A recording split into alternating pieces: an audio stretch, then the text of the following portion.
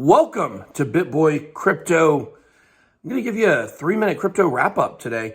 Now, we're going to cover some stuff really quickly. We're going to be talking about Bitcoin, XRP. I don't really have 3 stories. We only got 2 we're going to be covering. Sorry, last night I was at the Braves game, so I didn't have time. I was out all night, basically. Not all night, about till midnight. Same thing tonight. I'll be at the Braves game again, so we won't have a crypto wrap-up tonight. So this is your weekend crypto wrap-up. All right, guys, let's start with the markets. Bitcoin coming in right at $61,000, as you guys can see there. Holding pretty tough. Now, we're going to talk about Bitcoin in just a second, so, stay tuned for that. Ethereum 3851, it hit $3,900. Cardano sitting still. XRP sitting still. Solana, nothing really moving today. When we go to the biggest gainers of the day, we do have Phantom, which is up 16%, so it is moving quite a bit. And then we got Spell up 10%.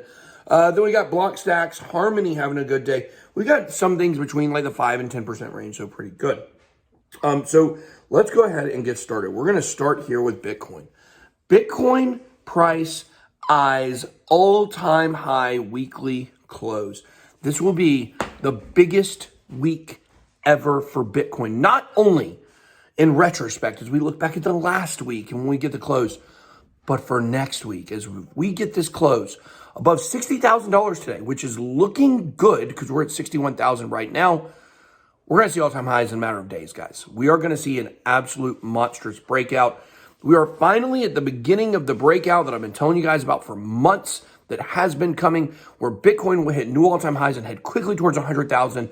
And I do want to warn you, there are a lot of people out there that I believe have bad information. They're telling you Bitcoin's going to 250, it's going to 300, it's going to 400,000, it's going to 500,000. Not happening. It's going to 100K. It's coming back down. Mark my words on that. By the end of the year, we will be heading back down. That's why this flurry is probably going to be extremely quick. But this is really bullish for Bitcoin. The altcoins have been lagging behind. We see this. So we're going to have to see what happens there. But, for me, I'm looking for all-time highs for Bitcoin by the end of the next week.